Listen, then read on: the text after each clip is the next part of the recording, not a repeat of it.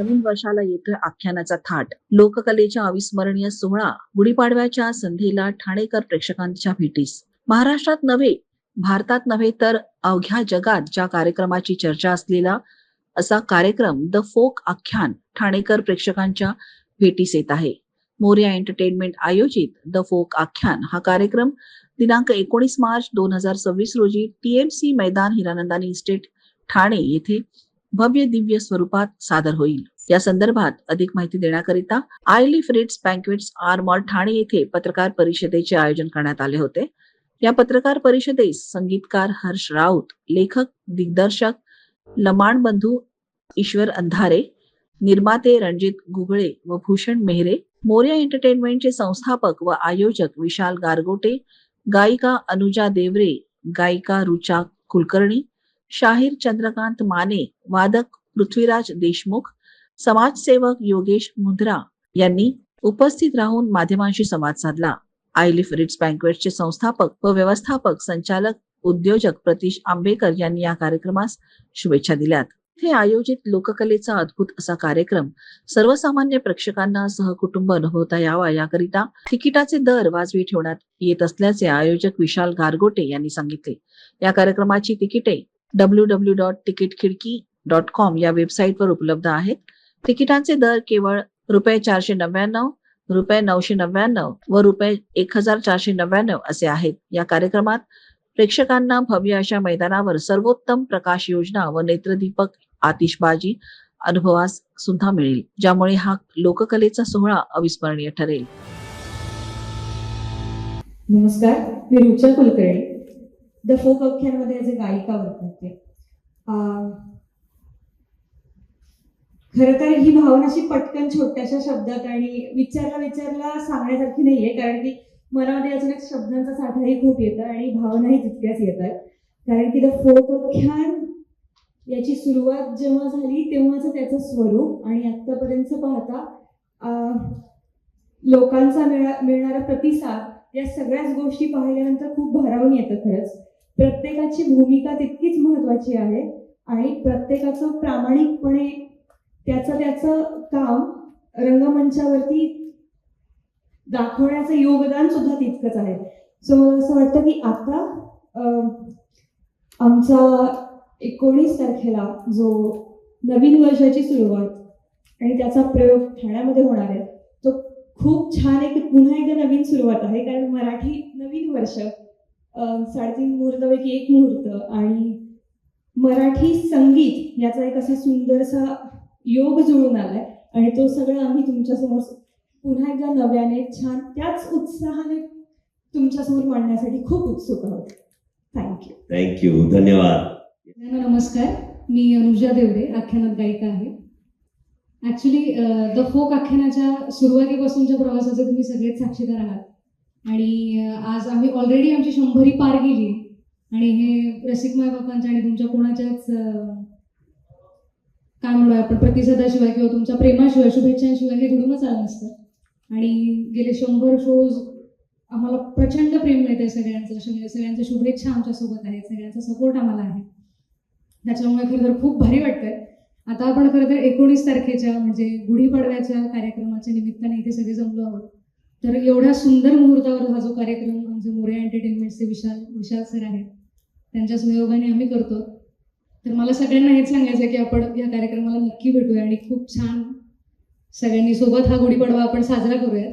Thank you so much. धन्यवाद. सूरज देशमुख, आख्यानामध्ये रिदमिस्ट वादक म्हणून मी काम पाहतो आणि आज खूप आनंद होत आहे की 2024ला सुरुवात झालेला हा प्रयोग, ही सुरुवात आज एक जागतिक पातळीवरती एवढ्या मोठ्या लेवलवरती रसिक प्रेक्षकांनी नेऊन ठेवले फोक आख्यानला. त्याबद्दल मी महाराष्ट्रातील सर्व रसिक जनांचे मी धन्यवाद व्यक्त करतो आणि त्याचप्रमाणे आमच्या वरती एवढा विश्वास ठेवून मोरया एंटरटेनमेंट्स आमच्यासोबत प्रत्येक ठिकाणी आम्हाला पाठबळ देत आहे. त्याबद्दल मी विशाल सरांचे खूप खूप धन्यवाद व्यक्त करतो. ईश्वर अंधारे, आख्यानात लेखक, गीतकार, बांधणीचे दिग्दर्शक आणि लमाण बंधू म्हणून काम करतो. खरं तर तुम्हा सगळ्यांचे आभार की मराठीच्या पहिल्या या सांगीतिक थाटासाठी एवढी मोठी पत्रकार परिषद आयोजित केली जावी, त्याला तुम्ही आम्हाला बळ देण्यासाठी यावं. आणि सगळ्यात जास्त कौतुक आणि सहकार्य विशालदादांचं आहे की त्यांनी या मराठी कार्यक्रमासाठी एवढा मोठा थाट घातला. मराठीमध्ये मन प्रचलित होत जातात की पाय खेचण्याची स्पर्धा आपल्याकडे कमी नाही, आणि त्या काळामध्ये एवढं मोठं पाठबळ देऊन आख्यानाच्या पाठीशी उभं राहणं ही खरंच फार मोठी भावना आहे एका मराठी या सगळ्या विश्वात काम करण्याच्या विशाल नावाच्या तरुणामध्ये. त्याचा प्रथमतः आभार. आणि मराठी नववर्षाच्याच या प्रवाहाला किंवा पर्वाला आख्यानाच्या बाजूनच सगळ्यांना ते दिसावं नववर्ष आपलं काय आहे, आणि तेही लोककलेच्या खऱ्या बाजूनं. याच्यासारखा दैवी योग आणि आनंदाचा योग आमच्यासाठी नाही. संपूर्ण आख्यानाची टीम, तुम्हा रसिक प्रेक्षकांची, तुम्हा पत्रकारांची कायम ऋणी राहील. धन्यवाद. नमस्कार, मी हर्ष, द फोक आख्यानाचा संगीतकार आणि मूळ संकल्पनाकार. खरं तर हे खूप छान वाटतंय की आज एखाद्या रंगमंचावर घडणाऱ्या सांगीतिक कार्यक्रमाची पत्रकार परिषद होतीये. कारण पत्रकार परिषद म्हटलं तर कायम नेते मंडळी, राजकारण किंवा चित्रपट याच्याशी संबंधित हा शब्द आहे पत्रकार परिषद. पण मोरया एंटरटेनमेंट आणि विशाल सरांच्या माध्यमातून हा क्षण आमच्यासारख्या कलाकारांना, लोककलाकारांना पाहायला, अनुभवायला मिळतोय. खरंच ही महाराष्ट्राच्या लोककलेसाठी खूप सुवर्ण काळ पुढे असेल. त्यामुळे खूप छान पण वाटतंय की इतका मोठा क्षण आमच्या वाट्याला त्या माणसाने दिला, मोरया एंटरटेनमेंटने दिला. आमचेही निर्माते आमच्या बरोबर कायम पाठीशी उभे असतात. त्यामुळे हा प्रवास इतका खूप छान पद्धतीने साकार झालाय. आम्ही 108 सांगीतिक थाट आजपर्यंत महाराष्ट्राच्या किंवा महाराष्ट्राबाहेर सादर केले. खूप खूप खूप खूप गोष्टी आहेत. त्या पुढच्या काही तुमच्या प्रश्नांना उत्तर देण्यामध्ये आम्ही नक्कीच सांगू. पण 19 तारखेला जो काही सांगीतिक थाट आम्ही तुमच्यासमोर घेऊन येतोय त्याच्यातही खूप गोष्टी नव्याने प्रेक्षकांसमोर येणार आहेत, ज्या मुंबईकरांनी, ठाणेकरांनी कधी अनुभवलेल्या नाहीत. 100व्या थाटासाठी आम्ही खूप वेगळी योजना आखली होती. ती योजना कदाचित मुंबईकरांना पहिल्यांदा पाहायला मिळेल. खूप मोठ्या पद्धतीने या थाटाचं आयोजन आणि नियोजन करत आहोत. तर मी समस्त मुंबईकरांना, समस्त पत्रकारांना आज आवाहन करतो की खूप मोठ्या संख्येने TMC ग्राउंडवरती गर्दी करा. तुम्हाला मराठी लोककलेचा अभिमान वाटल्याशिवाय राहणार नाही. धन्यवाद. नमस्कार, मी रणजित दुबे. मी या द फोक आख्यानचा निर्माता आहे. आणि या सगळ्या आमच्या टीम मेंबर्सनी सांगितलंच की हा प्रवास कसा सुरू झालाय. पण मला खूप चांगलं एक मागची गोष्ट सांगायची या 19 तारखेच्या विशेष कार्यक्रम संदर्भात. की आधी आम्ही 20 तारखेला दुबईला आमच्याच टीम बरोबर, मोरया एंटरटेनमेंट, आता मी त्यांना आमच्या घरचीच लोक म्हणतो, तर त्यांची सगळी टीम, विशाल सर यांच्याबरोबर आम्ही असाच गुढीपाडव्याचा कार्यक्रम आपण दुबईत करू असं होतं. पण काही कारणामुळे आपल्याला माहिती आहे की काय झालं. तर तेव्हा लगेच ही जी एक आमचं एकमेकांचं एक ट्युनिंग आहे, तेव्हा लगेच ते आपण ही तारीख महाराष्ट्रात आता करतो आहोत, तर आपण ती गाठूयात आणि त्याचं काहीतरी खूप चांगला सोहळा करूयात. तर ते हे मला खूप त्यांचा आभार मला वाटतं की इतक्या शॉर्ट नोटीसवर आम्ही ठरवलं आणि 19 तारखेचा भव्य सोहळा करणार आहोत. आणि यासाठी पुन्हा एकदा विशाल सर, मोरया एंटरटेनमेंट त्यांची टीम यांनी इतक्या फास्ट आणि खूप वेगवान पद्धतीने हे नियोजन केलं आणि तुम्ही त्यासाठी पाठबळ देता, याबद्दल तुम्हाला सगळ्यांचे धन्यवाद. थँक्यू. नमस्कार, मी चंद्रकांत माने. रात्री अचानक हर्षदाचा फोन आला 11 वाजता की पत्रकार परिषद आहे. बापरे म्हणलं, कलाकारांच्या आयुष्यात पहिल्या दिवस होता सर, म्हणजे लोक कलाकारांच्या बरोबर की असा असा कार्यक्रम आहे, जायचंय. आणि रोज एक नवीन नवीनच आमच्या कानावर येते की असे असे कार्यक्रम, असे असे कार्यक्रम. आणि लोककलेचे कार्यक्रम सध्या तरी एवढ्या मोठ्या लेवलने कोणी सादरीकरण करत नसेल असं मला वाटतंय. कारण आख्यान सध्या खूप मोठं काम करते आणि लोकांच्या मनावर पण अधिराज्य गाजवते. तसं विशाल सरांचा पण पाठिंबा खूप जोरदार आहे. कारण दुबई सारख्या ठिकाणी, अबुधाबी सारख्या ठिकाणी, जिओ गार्डनला मुळात ज्या ठिकाणी अजून मराठी कार्यक्रम झाला नव्हता त्या ठिकाणी एवढ्या मोठ्या प्रमाणात आणि हा कार्यक्रम आयोजित केला. कारण आपल्या मराठी कलाकारांना ते परवडेल एवढं त्याचं भाडं नव्हतं, हे बरोबर आहे. आणि त्यांनी विशाल सरांनी आणि आमच्या भूषण सरांनी आणि रंजित सरांनी एवढा मोठा कार्यक्रम लावला. आणि जिओ गार्डन या ठिकाणी अगदी 10 ते 15 हजार लोकसंख्येमध्ये आपला द फोक आख्यान कार्यक्रम तिथे सादर झाला. आणि आत्ताच परत 19 तारखेला तेवढ्या जोरात हा कार्यक्रम होतोय. तरी सर्वांना नम्र विनंती आहे की आपण सर्वांनी या कार्यक्रमाला हजारोंच्या संख्येत उपस्थित राहून गर्दी करा. धन्यवाद. मेरे द फोक आख्यानाचा क्युरेटर आणि निर्माता म्हणून काम बघतोय. ऑक्टोबर 2024 मध्ये माझा आणि विशालजींचा पहिला फोन झाला आणि आम्ही पहिला शो 1 मे 2025 ला केला. 7 ते 8 महिन्याचा गॅप गेला. आम्ही फक्त फोनवर बोलत होतो आणि ते त्यावेळेस ज्या पद्धतीने आम्ही बोलत होतो ती जी अर्ज होती, आता आम्ही बरेच शोज करून झालेत पण ती अर्ज अजूनही काही कमी झालेली नाही. नफ्या तोट्याच्या पलीकडे जाऊन एखाद्या गोष्टीसाठी उभं राहणं म्हणजे काय असतं तर ते हे आहे. सरांनी विचारलं की भावना काय आहेत, तर भावना इतक्या संमिश्र आहेत कारण जोपर्यंत अशी एखादी इकोसिस्टीम उभी राहत नाही तोपर्यंत तळागाळातला कुठलीही गोष्ट, कला असू देत, कलाकार असू देत, व्यक्तिमत्व असू देत, ते समोर येत नाही. तर रसिक मायबापांनी, प्रसार माध्यमांनी, सोशल मीडियानी, विशालजी सारख्या भक्कम साथीदारांनी जी इकोसिस्टीम उभी झालेली आहे त्याच्यामुळे आख्यान मराठी लोककला पुढे जाते याचं आम्हाला सार्थक समाधान आहे. विशालजी कमी शब्दात पण बोला.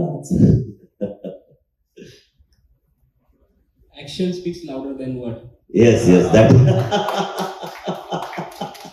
नमस्कार, मी योगेश, सॉरी योगेशजी. येस, एक ठाणेकर फाउंडेशन तर्फे. विशाल माझा जुना मित्र आहे म्हणून जेव्हा त्यांनी मला सांगितलं की ठाण्यात त्याला हे मराठी लोककलेचा फोक आख्यान करून एक कार्यक्रम करायचा आहे, तर त्यांनी मला सांगितलं की ठाण्यात TMC ग्राउंड मध्ये आपल्याला करायचं आहे, तर तुम्ही पाहिजे तर थोडं ते ग्राउंड मिळवण्यासाठी थोडा प्रयत्न करू शकतात का. तर माझ्या बोलण्याचा अगोदर पासून TMCचे लोक त्याला ग्राउंड द्यायला पहिलेच तयार होते, तर माझी काय त्याला काही गरज पडली नाही. आणि मी त्याला खूप अभिनंदन करतो की बाबा ठाण्याच्या लोकांसाठी त्यांनी एवढा चांगला कार्यक्रम आणि गुढीपाडव्याच्या दिवशी हे ठेवलाय. यासाठी मी ठाणेकरांच्या वतीने त्याचं खूप खूप अभिनंदन करतो आणि आताच त्याला बेस्ट ऑफ लक सांगतो या कार्यक्रमासाठी. थँक्यू. ईश्वरलाही त्यातनं काही मजा येत नव्हती. आम्ही ते करत राहिलो, त्याच्या व्यतिरिक्त वेगळंही काम सुरू होतं. पण पुणे विद्यापीठामध्ये आम्ही गेले 3 ते 4 वर्ष पुणे विद्यापीठातल्या युथ फेस्टिवलमध्ये, युवक महोत्सवामध्ये संगीत दिग्दर्शनाची जबाबदारी आम्ही सांभाळतो. ईश्वरती नाटक आणि पथनाट्य किंवा बाकीच्या सगळ्या गोष्टींची जबाबदारी आम्ही पुणे विद्यापीठाकडनं करतो. ह्या सगळ्या द फोक आख्यानची कलाकार आम्हाला तिथेच मिळाले. पण याच्या अगोदर ते सगळे आमच्या बरोबर असताना, ह्या सगळी प्रोसेस सुरू असताना आम्ही फर्ग्युसन महाविद्यालयामध्ये एकदा ताल कचेरी नावाचा इव्हेंट सादर केला आणि त्या दिवशी रात्री द फोक आख्यानचा जन्म झाला असं आम्ही ऑफिशियली सगळीकडे सांगतो आणि तेच झालं. त्या दिवशी अख्खं रात्रभर आम्ही असं काहीतरी करूयात, हे आपल्याला छोटंसं सुचलंय पण याचं पुढे फुलवूयात. याचे साधारणतः आम्ही 5 ते 6 वाजेपर्यंत चर्चा केली आणि दुसऱ्या दिवशी ईश्वरकडे गेलो आणि मग तिथून तो प्रवास हळूहळू सगळा पुढे सुरू झाला. आणि मग हळू ईश्वरकडे गेल्यानंतर ईश्वरने त्याच्यावर लिखाण सुरू केलं. साधारणतः 1.5 ते 2 महिना म्हणजे 21 जुलै 2024 ला आख्यानाचा पहिला सांगीतिक थाट पुण्यामध्ये डॉक्टर श्रीराम लागू रंगावकर सादर झाला. याच्या अगोदर 3 वर्ष फक्त याच्यावरती प्रॅक्टिस, मेहनत आणि लिखाण याच्यावर आम्ही काम केलं आणि पहिला सांगीतिक थाट झाल्यानंतर तो लोकांना खूप आवडला. दुसऱ्या सांगीतिक थाटाला लोकांनी तो डोक्यावर घेतला आणि आज सगळा चेहरा मोहराच द फोक आख्यानचा संपूर्ण महाराष्ट्राला माहिती आहे. पण ही अशी थोडक्यात सांगायची प्रोसेस आहे. त्याच्यामध्ये खूप साऱ्या छोट्या मोठ्या गोष्टी आहेत की वादक कसे आले, वाद्य कसे आले, गायक कसे आल्या, ते आम्ही हळूहळू पुढे सांगायचं. त्यांचा प्रश्न असा होता की ओव्या, अभंग, भारुड हे सगळं लुप्त होत चाललंय, तर तुम्ही त्याच्यात नवीन काय केलंय. खरं तर या द फोक आख्यानचा सगळं लिखाणाची जबाबदारी ईश्वरने पेलली आणि ते सगळं नवीन लिखाण आहे, स्वरचित लिखाण आहे. याचं संगीत संयोजन, संगीत रचना, संगीत कंपोजिशन हे सगळं मी आणि हर्ष विजय आम्ही दोघांनी मिळून केलंय. याचा सगळा बाज, याचा सगळा आत्मा किंवा याचे सगळं हे पूर्वीच आहे किंवा आपल्या लोकपरंपरेच्या आत्म्याच आहे. नवीन आम्ही काय केले तर फक्त नवीन शब्द आलेत, नवीन चाल आली. आणि आजच्या जनरली असं होतं की हे सगळे लोककला किंवा लोककलाकार आपण रस्त्यावरच पाहिले, यांना तिकीट लावून कधीच कुणी पाहायला गेलेलं नाही आजपर्यंत.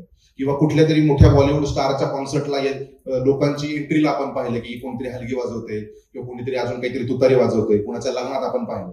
पण यांच्यासाठी म्हणून कोणीतरी तिकीट काढून जावं किंवा यांच्या स्वागताला कोणीतरी वेगळ्या लोकांनी थांबावं, अशी आमची इच्छा होती.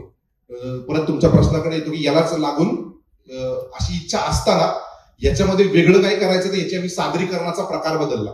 सादरीकरणाचा प्रकार काय बदलला तर कायम रस्त्यावर एकच पखवाजवाला किंवा आपण जनरली बघतो सगळ्या कीर्तनामध्ये एकच पखवाजवाला असतो, एकच काय हार्मोनियमवाला असतो किंवा 1-2च टाळकरी असतात. तर आख्यानामध्ये आमचे 4 पखवाज एका वेळेस वाजवत असतात आणि तो अनुभव घेण्यासाठी म्हणून ही सगळी गर्दी लोकांसमोर होती. लोक तिथे करतात. त्यानंतर एका वेळेला 20 ते 25 टाळ वाजतात. गायक एका वेळेस कोरस 8 ते 10 कोरसचा सगळा पार्ट ऐकू येतो. तर हा सगळा अनुभव हा खूप सुखद अनुभव आहे. लोकांनी कधी अनुभवलेला नाहीये किंवा अनुभवलाय तो कायम थिएटरमध्येच अनुभवलाय. मराठी चित्रपटसृष्टीमध्ये जे काही गाणी येतात तिथे अनुभवलाय. पण प्रत्यक्ष हा अनुभव खूप कमी वेळेला लोकांना अनुभवायला मिळतो. जे मुंबई, पुणे, नागपूर, नाशिक सारख्या ठिकाणी खूप कमी आता ठिकाणी असं कीर्तन भजन चालू असतं किंवा गावपाड्यात चालू असतं. तिथे आयटी क्षेत्रातला माणूस कधी जाऊ शकत नाही. त्या लोकांना हा अनुभव कसा देता येईल म्हणून आम्ही सादरीकरणाचा प्रकार बदलला. तो पूर्ण ग्रँजर केला, जेणेकरून कॉन्सर्ट नावाचा जो आता सगळीकडे आवाज चालू आहे की मराठी मध्यमवर्गीय माणसाला हा कधीतरी अनुभवायला मिळावा आणि ते आम्ही आमच्या कॉन्सर्ट किंवा सांगीतिक थाटामधून मांडण्याचा प्रयत्न करतो. हाच आमचा आख्यानाचा मूळ उद्देश आहे. फारशी वळत नाही. तुम्ही हा फॉर्म कसा निवडला? दुसरा प्रश्न असा आहे की तुम्ही जे म्हणता की मध्यमवर्गीयांनी तुमच्या कार्यक्रमाला यायला हवं, तर तुमच्या तिकिटांचे दर बऱ्याच वेळा आवाक्या बाहेरचे होतात. त्यावर एक उत्तर द्या. आणि 19 तारखेच्या कार्यक्रमामध्ये तुम्ही जो काही बदल करणार आहात तो नेमका काय आहे? पहिला प्रश्न काय होता आपला? आणि एक आपल्यातला अणुरेणू जीन्स ज्याला म्हणतात तो 9 पिढ्यांपर्यंत टिकतो आणि अजून महाराष्ट्रामध्ये किंवा मराठी मातीमध्ये तो जीन्स यायला अजून काळ लागणार आहे, खूप पिढ्या जाणार आहे. फक्त आठवण करून दिली जाते त्या वाद्यातून, त्या रचनेतून, त्या स्वरांमधून मराठी मातीच्या, जेणेकरून तो स्वर जरी तिथं पोहोचला तरी आख्यानात नात आजीला घेऊन येते आणि आजी नातीला घेऊन येतं. हे पिढीचं एक जे झालेलं आहे संभाषण ते आख्यानात झालं. दुसरी गोष्ट, जिओ गार्डनलाच होणाऱ्या तिकिटांच्या याच्या आधीच्या शोचे दर हे सोप्याला 35,000 आणि खुर्चीला 15,000 आहेत. तिथं आपण काय ऐकतोय गेल्यानंतर वहीवर 2 ओळी सुद्धा लिहू शकत नाहीत. पण आख्यानाच्या एवढ्या मोफत दरामध्ये घरातली लहान पोरं गवळणी आणि घाटोळी तोंडपाठ करून आम्हाला पाठवतात. तर त्याच्यासाठी आम्हाला वाटत नाही हे तिकीट फार मोठं झालंय म्हणून. कंपॅरिझन त्या 2 गोष्टींचं असं आहे की मराठी लोकांसाठी ही गोष्ट नव्याने घडते असं वाटतं म्हणून, पण नाही. ऐवज एवढा मोठा आहे संत परंपरेपासून मराठी इतिहासाचा की त्याला कदाचित या तिकिटावर राहणं गरजेचं आहे. दुसरी महत्वाची गोष्ट, आख्यानाच्या या सगळ्या टीम मध्ये जवळजवळ 250 जणांच्या पोटांचं कुटुंब आहे.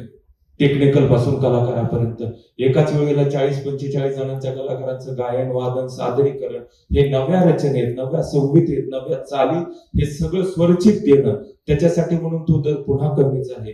आणि कदाचित फार कमी वेळा असं होईल आणि इथून पुढं आम्हाला आशा आहे की आता सुरू झालंय की इंस्टाग्रामला अनेक महिलांनीच आम्हाला सजेस्ट केलेलं होतं की 500 रुपये 1000 रुपये दराचा हा शो नाहीये तुमचा, तुम्ही जरा त्याच्या पुढचाच विचार करा. ज्यावेळेस मराठी माणसानेच एवढी ताकद दिली तर त्याच्यात ती गोष्ट आता नव्याने झाली. आणि तिसरा महत्वाचा मुद्दा म्हणजे 19ला हा मग नाही ते बघायलाच आहे ते नाही सांगू शकतो. एकच मिनिट, मी फक्त आता मुंबईच्या DY पाटील स्टुडिओवरती कोल्ड प्ले नावाचा सांगीतिक थाट झाला. तिथे 95% लोक मराठी होती. त्याचा तिकीट दर होता 1.5 लाख रुपये. माळी कोण? अच्छा, हा कार्यक्रम एक लोकांनी मनोरंजन म्हणून पाहायचा की प्रबोधन म्हणून. त्याच्याच पुढे दुसरा एक प्रश्न की तुम्ही जे लिखाण करता, आता मध्यंतरी छावा कादंबरीमध्ये छत्रपती संभाजी महाराजांचा जो अंत्यसंस्कार झाला त्याचे लेखक होते विश्वास पाटील. विश्वास पाटीलने काल 2 दिवसापूर्वी कुठच्या तरी कार्यक्रमात सांगितलं की तो सर्व अंत्यसंस्कार हा काल्पनिक लिहिला होता. कारण जसं आता तुम्ही म्हणालात की 20-25 तुम्ही सर्व आहात आणि हे जे काही लोकांच्या जीवनशैलीमध्ये बदल करणारा असा विषय असतो. तर या प्रश्नाकडे तुम्ही कशा पद्धतीने पाहता? नाही, आता कल्पना विलास काय काही गोष्टींना करावासा लागतो ज्यावेळेस त्याला इतिहासाची तेवढी जोडण नसते किंवा ठोस पुरावे नसतात. तर त्यावेळेस कल्पना विलास हा लेखनात चालत असतो जो त्या लेखकाचा पिंड आहे. या सगळ्या लेखनाच्या, आख्यानाच्या लेखनाच्या या सगळ्या बांधणीमध्ये संत साहित्य, लोककलेचं साहित्य हे डोळ्याने प्रमाण मानवणं, जसा एखादा अभंग मानावा, एखादी ओवी मानावी, एखादी विरहिणी मानावी, असं प्रमाण म्हणून जसं एखादा कीर्तनकार त्याचं निरूपण करतो, त्याच प्रकारे त्या प्रमाणाला एकत्र धरून त्याचा सार तिथे पुढे सांगितलेला आहे. त्याच्यासाठी म्हणून आधी ज्या लोकांनी त्यांच्यासाठी त्या लोककलेत आयुष्य खपवलंय, सादरीकरणानं, लेखनानं, अनुभवानं, त्यांना जाऊन ते वाचून दाखवलं झालं, त्यांना दाखवलं झालं. ज्यानंतर त्याच्यात काही त्रुटी आणि दुरुस्ती झाल्या आणि त्याच्यानंतरच पाहिला त्याचा रंगमंच आविष्कार झाला. याच्यात कल्पना विलास जो काही आहे तो फक्त संत साहित्याला प्रमाण मानवच आहे, दुसरी त्याच्या जडणघडण नाही. बाकी शाहीर बोलतो प्रबोधनाचं आहे, लोककलेचं सगळं समूळ अंग हे कीर्तन परंपरेपासून आपण शेवटच्या कडेगंमत पर्यंत जरी गेलं वेगवेगळ्या भागातल्या, त्याच्यात सगळ्या प्रकारांमध्ये विनोदापासून 9 रसांमध्ये जे काही आपण थाट सादर करतो त्याच्यामध्ये प्रबोधन हेच प्रमुख अंग आहे. फक्त आता प्रबोधनाची चव ही काळानुसार बऱ्याच ठिकाणी पायघड्या घालून केली जाते. आपल्या पुढे आपल्या लोकांना कुणी शो दिलाय, आपल्याला कुणी आमंत्रित केलंय, त्या गरजेला, त्या मातेला या प्रबोधनाची गरज आहे की नाही याचा कुठलाही तासमोस आणि अभ्यास न करता केलं जातं.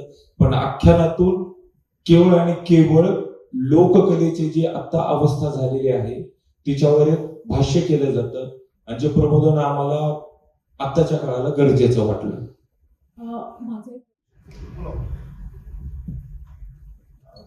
प्रश्न असा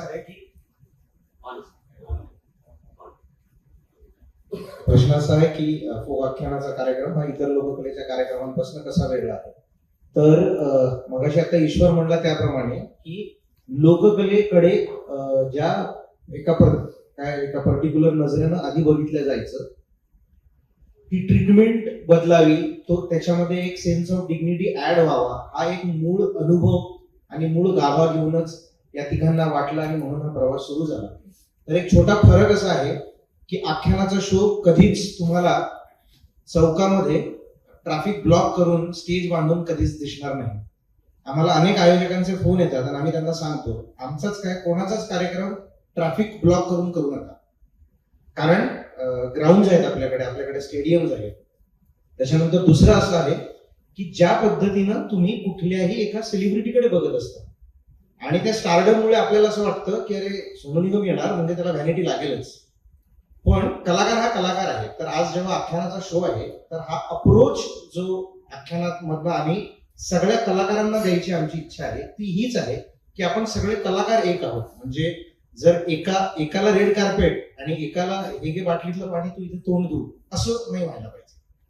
तर हा जो फरक काय आहे तर तो आमचा अप्रोचचा फरक आहे आणि तो सगळ्या कलाकारांनी खरंच आमच्याकडनं घ्यावा अशी आमची. 19 तारखेला ठाण्याच्या TMC ग्राउंडवरती द फोक आख्यानाचा सांगीतिक थाट सादर होतोय. ठाणेकर नाही तर पूर्ण मुंबईकरांसाठी हे आमंत्रण आहे. त्या दिवशी गुढीपाडवा आहे, मराठी नववर्षाला सुरुवात होती. इंग्रजी नववर्ष सगळ्यांना माहिती असतं, पण मराठी नववर्षाला त्या दिवशी एक वेगळा काहीतरी उपक्रम मोरया एंटरटेनमेंटच्या माध्यमातून तुमच्यापर्यंत येतोय. तर सगळ्या समस्त मुंबईकरांना, ठाणेकरांना मी आवाहन करतो की खूप लोकांनी हा सांगीतिक थाट अनुभवला असेल, याच्या अगोदर सभागृहात अनुभवला असेल, मुंबईच्या BKC ग्राउंडवरती अनुभवला असेल, पण हा 19 तारखेचा सांगीतिक थाट आम्ही विशेष मानतोय, जो आम्ही पुण्यामध्ये 100वा सांगीतिक थाट एक वेगळ्या पद्धतीने सादर केला होता. तुम्हाला खूप वेगळी वाद्य पाहायला मिळतील, कदाचित 1-2 माळ वेगवेगळ्या पाहायला मिळतील, कदाचित खूप मोठ्या संचामध्ये तुम्हाला हे सगळं पाहायला मिळेल. मराठी लोकांना खरं तर कॉन्सर्ट नावाचा प्रकार खूप पाहायला मिळत नाही, पण मोरया एंटरटेनमेंटच्या माध्यमातून आणि द फोक आख्यानच्या सगळ्या टीमच्या माध्यमातून आम्ही एक सांगीतिक थाटाचा अनुभव द्यायला तुम्हाला येतोय. तर तुम्ही सहकुटुंब, सहपरिवार, मित्र, मैत्रिणी, आप्तेष्ट सगळ्यांना घेऊन या सांगीतिक थाटाला उपस्थित राहा. तुम्हाला नक्कीच खूप वेगळा अनुभव मिळेल ही मी तुम्हाला खात्री देतो. धन्यवाद.